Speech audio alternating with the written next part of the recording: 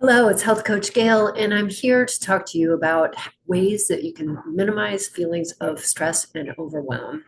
I hope you find this video of value. So let's dive into the topic.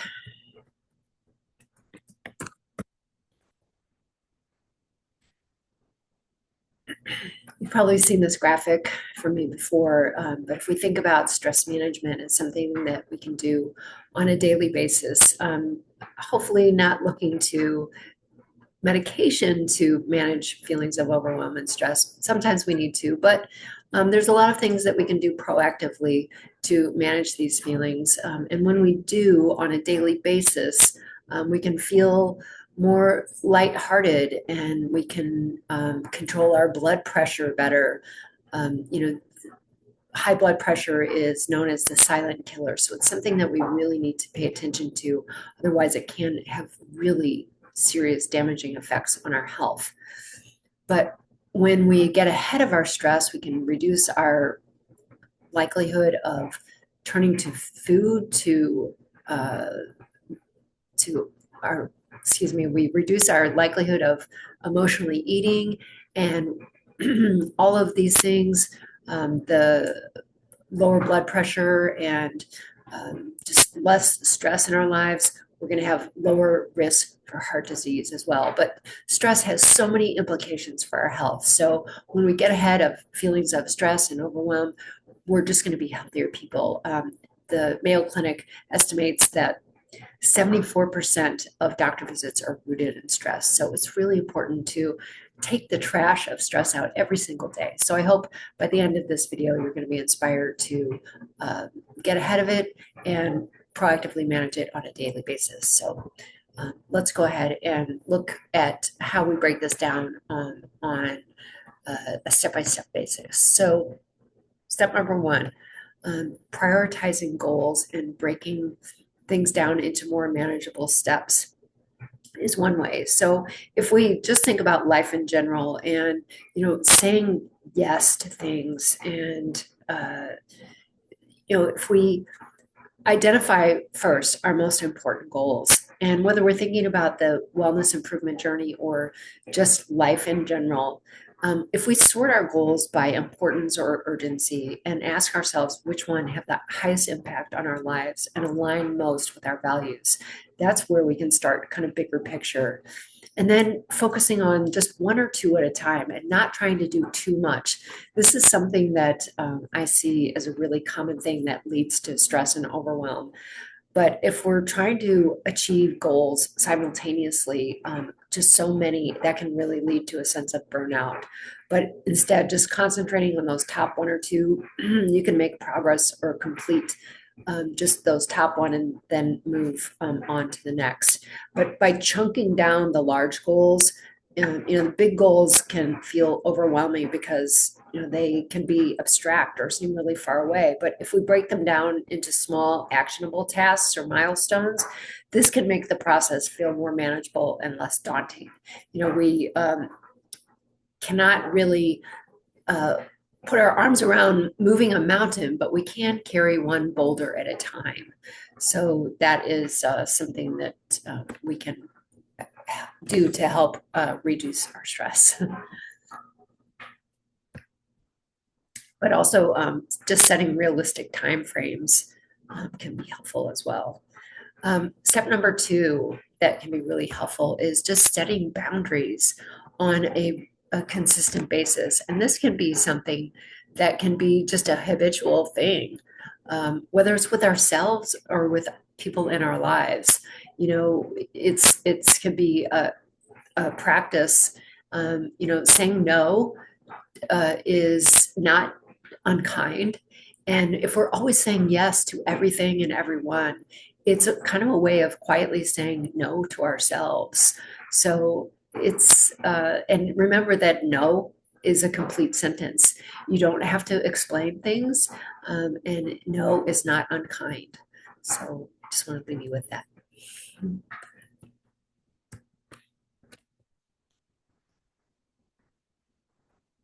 So being realistic about things, whether it's with time frames or just in general, just giving yourself time. Sometimes we can feel so overwhelmed because we put pressure on ourselves to achieve everything quickly.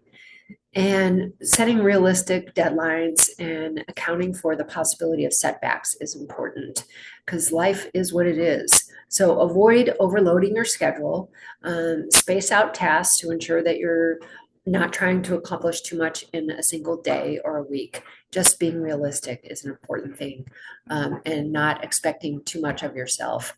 Um, and can go really a long way in terms of avoiding that sense of overwhelm.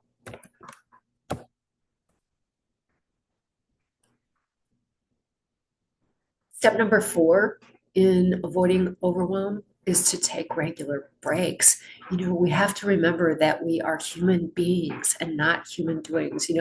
I think about how we're often so glued to our phones and always, I know this is true for myself, but probably many people too, that you might uh, often have an eye on the battery of your phone.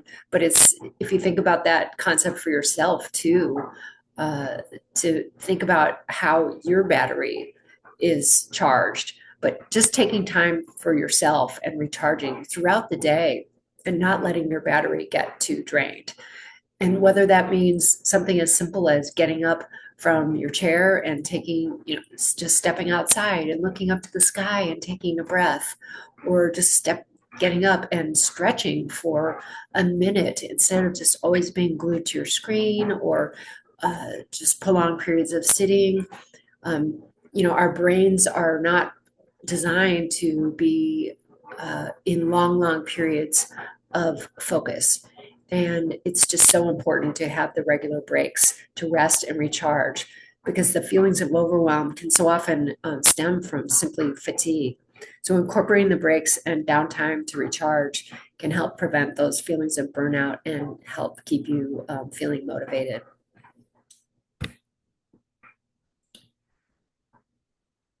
Point number 5, practicing self-compassion. This is so important because beating ourselves up in the process for feelings that we're not achieving enough is never helpful. And remembering to give yourself a pat on the back, even for small wins, is really key for continuing to build the success momentum in feelings of cultivating feelings of pride in yourself really goes a long way. So I encourage you to do that, and it's never something that is harmful or conceited. So look for those opportunities every single day to say, what did I do good today? And of course, there's an opportunity to say, how can I improve? But making sure that you're celebrating along the way, uh, because that success momentum is so important. And when you do get off track, just compassionately pulling yourself back on. So finding that space in between, um, not letting yourself off the hook, but also not beating up on yourself. I call it the compassionate drill sergeant. And so speaking to yourself with that voice. Step number 6, celebrating the progress and forgetting about being perfect, because nobody is. And if they were, you wouldn't want to be friends with them. So this is a really important step as well. And so again, acknowledging the small wins and allowing progress to be slow, and reflecting on your achievements regularly, looking back on what you've accomplished, and knowing that success can be like this, and it almost always is, and acknowledge that things often can feel overwhelming.